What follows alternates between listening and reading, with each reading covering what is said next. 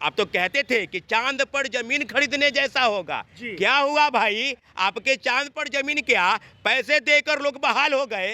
ये कौन सा खेल चल रहा है भाई बिहार में? परीक्षा हुआ, पेपर लीक हुआ, परीक्षा रद्द हुआ, फिर परीक्षा होगा, फिर सेटिंग होगा, फिर खेल चलेगा। क्या आधार है आपके पास? बिल्कुल हम लोग डॉक्यूमेंट है और डॉक्यूमेंट के आधार पर हम लोग सिद्ध कर देंगे, क्योंकि आर्थिक अपराध का भी रिपोर्ट आने दीजिए। पूरा जो रैकेट है वो बीपीएससी के अंदर बैठा हुआ है। पूर्व चेयरमैन की जांच होनी चाहिए, अधिकारियों की जांच होनी चाहिए निश्चित रूप से। नमस्कार, आप देख रहे हैं लाइव सीरीज, मैं हूं आपके साथ रोहित। आपको बता दें कि बीपीएससी टीआरई 3.0 पेपर लीक को लेकर एग्जाम को रद्द कर दिया गया। लेकिन देखिए अब सवाल ये उठने लगा है कि टीआरई 3.0 रद्द हुआ तो अब टीआरई 1 और टीआरई 2 की भी जांच होनी चाहिए। देखिए मेरे साथ छात्र नेता सौरभ हैं। अब आप लोग 1 2 में जांच की मांग करने लगे जी। सबसे पहले आपको हम बताते चले कि पूरा मामला, पूरा कुकृत सिद्ध हो चुका है कि सबसे बड़ा जो सरगना है वो बीपीएससी का अधिकारी है, बीपीएससी का कर्मचारी है। कहने की अब कोई जरूरत नहीं। अब लड़ाई आर पार से लड़नी है। माननीय उच्च न्यायालय हम आ चुके हैं और सारे मामलों पर आर्थिक अपराध इकाई की रिपोर्ट जिस प्रकार से काम कर रही है, बिल्कुल भंडाफोड़ हो चुका है।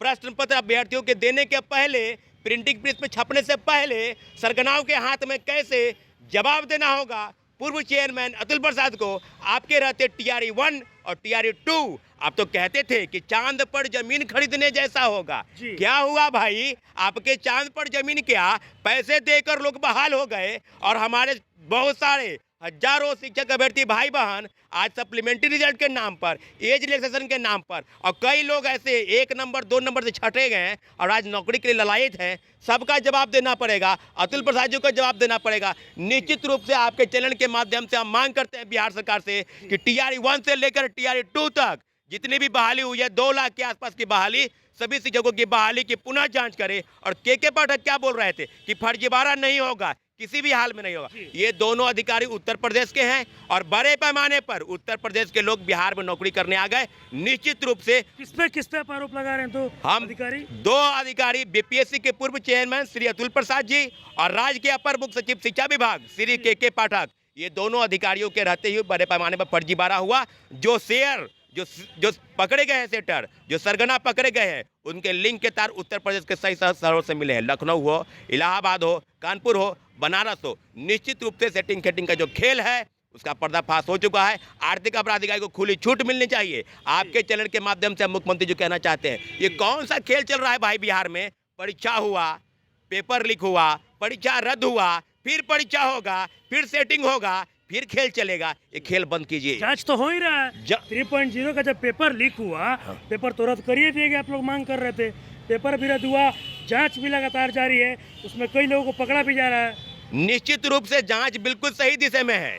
मैं मांग करता हूं बीपीएससी के सारे लोगों पर, चेयरमैन से लेकर सचिव, उप सचिव और जितने भी कर्मचारी हैं, 1 दर्जन से ज्यादा लोगों का नाम आर्थिक अपराध इकाई की टीम को बताया गया है सरगनाओं द्वारा, और सारी चीजें बिल्कुल साबित हो चुकी है कि टीआरई 1 से लेकर टीआरई 2 तक जो हम लोग कहते थे कि फर्जीवाड़ा हुआ है, सीटेट फेल, एसटीटी फेल और कई फर्जी वाले बहाल हो गए। और आज नौकरी के लिए लोग हमारे भाई बहन ढूंढ घूम रहे हैं, कभी इधर कभी उधर, कभी बीजेपी कार्यालय, कभी विजय सिन्हा, कभी सम्राट चौधरी। क्या हो गया भाई? सौरभ जी, सवाल ये भी है, इतने दिनों तक आप लोग कहाँ थे कि जब टीआरई 3.0 में जब लीक हुआ, रद्द हुआ, उसके बाद अब टीआरई 1 टीआरई 2 का आप लोग मुद्दा उठा रहे हैं? बिल्कुल हम उठा इसलिए रहे हैं क्योंकि हम लोग पहले भी बोलते थे। आपको रोहित जी याद होगा, इसके पहले हम जो सीटेट फेल, एसटीटी फेल और कई फर्जी वाले पकड़े जा रहे थे, आज भी हमने कहा है कि सबका थप इंप्रेशन जब हुआ तो लोग भागे भागे फिर। नालंदा एक जिला है जहाँ 368 अभ्यर्थी भागे हुए हैं। आप सारे जिलों का डाटा देख लीजिएगा तो 10,000 अभ्यर्थियों ने डॉक्यूमेंट का वेरिफिकेशन नहीं कराया। ये कौन लोग हैं? वही सेटर हैं जो पैसे के दम पर बहाल हो गए, परीक्षा पास कर गए। अरे प्रिंटिंग प्रेस में क्वेश्चन छपा ही नहीं और उनको क्वेश्चन रटवाया जा रहा था। ये किस तरह का खेल चल रहा है इस प्रदेश में? इस प्रदेश के माननीय मुख्यमंत्री जी, 17 वर्षों से आप इस राज्य के मुख्यमंत्री हैं और एक पेपर लीक नहीं रोक पाया। सारे पेपर पर वही खेल चल रहा है। सीधे सीधे मैं मांग करता हूं आपके चैनल के माध्यम से, मुख्य सरगना जो है वो अतुल प्रसाद है। आपके रहते हुए तो वो तो बीपीएससी, बिल्कुल बीपीएससी। मैं तो यही कह रहा हूं कि चेयरमैन की जिम्मेवारी अगर तय है तो तय बिल्कुल अगर होनी चाहिए कि आपके रहते हुए भी TRE-1 और TRE-2, क्योंकि आर्थिक अपराध की रिपोर्ट बिल्कुल अब सामने आ रही है। 48 पेज का FIR में सब कुछ लॉज है और लगभग 250 से 300 लोगों की गिरफ्तारी इसी संदर्भ में की जा रही है कि आने वाले समय में बीपीएससी के TRE-1 और TRE-2 तक जितने भी शिक्षक बहाल हुए हैं सबकी डॉक्यूमेंट का वेरिफिकेशन दोबारा कराया जाए और निश्चित रूप से जितनी भी चीजें हो रही है सब अब बिल्कुल दूध की तरह, पानी की तरह क्लियर हो जाएगा। हाई कोर्ट क्यों पहुंचे आप ये बताइए? हाई कोर्ट हम इसलिए पहुंचे हैं दो मामले को लेकर, पहला सप्लीमेंट्री रिजल्ट की मांग को लेकर और दूसरा TRE-1 और TRE-2 में जो बड़े पैमाने पर फर्जीवाड़ा हुआ है, जो हम लोग के पास डॉक्यूमेंट है, वो डॉक्यूमेंट के आधार है आपके पास? बिल्कुल हम लोग डॉक्यूमेंट है और डॉक्यूमेंट के आधार पर हम लोग सिद्ध कर देंगे, क्योंकि आर्थिक अपराध का भी रिपोर्ट आने दीजिए, सब कुछ सामने हो जाएगा कि TRE-1 और TRE-2 को परीक्षा एनी हाउ इनको रद्द करना पड़ेगा, बड़े पैमाने पर फर्जीवाड़ा हुआ है। अच्छा ये बताइए सौरभ जी, आपने TRE-1 और TRE-2 को रद्द करने की मांग की, लेकिन कई ऐसे लोग हैं जो जिन्होंने TRE-1 और TRE-2 में सफल हुए, ज्वाइनिंग भी कर लिया, शिक्षक भी बन गए, तो उन लोगों का क्या होगा? ये तो राज्य सरकार को तय करना है ना। जो लोग गलत है उनको बाहर किया जाएगा।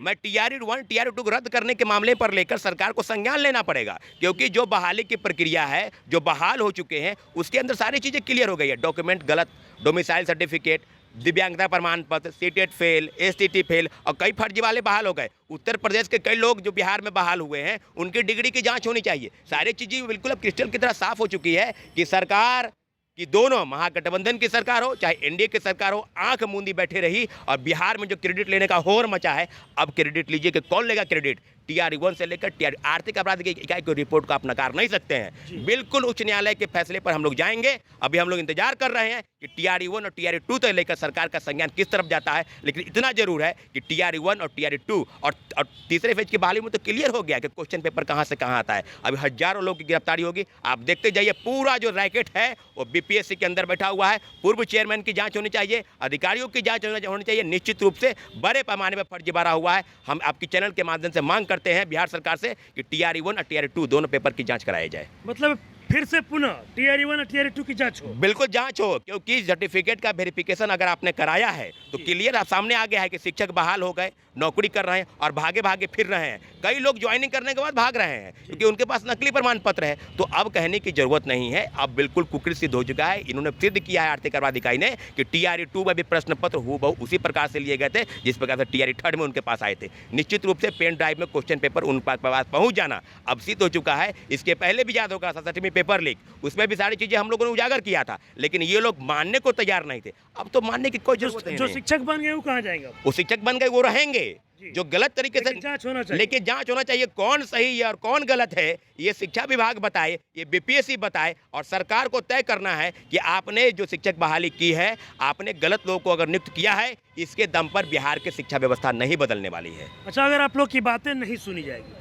तो अब क्या कीजिएगा आप लोग? हम लोग की बातें सुननी पड़ेगी। अगर नहीं सुनती है तो अंतिम विकल्प के रूप में माननीय उच्च न्यायालय TRE-1 से लेकर TRE-2 तक बड़े पैमाने पर फर्जीवाड़ा हुआ है, सारे मामलों को लेकर माननीय उच्च न्यायालय जरूर जाएंगे। लेकिन बहाली की प्रक्रिया जो है उसके लिए बिल्कुल क्लियर हो चुका है कि बड़े पैमाने पर शिक्षक बहाली में धांधली हुई है और आर्थिक अपराध इकाई की रिपोर्ट बिल्कुल उस तरफ आगे बढ़ रही है। आप लोग हाई कोर्ट जाइएगा? बल्कि अंतिम विकल्प के रूप में हाईकोर्ट जाएंगे। लेकिन पहले माननीय मुख्यमंत्री से आग्रह करते हैं कि आर्थिक अपराध इकाई को खुली छूट दे कि भंडाफोड़ करे। जो बिहार में बड़े पैमाने पर दशकों से जो खेल चल रहा है उसका अंतिम पटाक्षेप निश्चित रूप से होना चाहिए।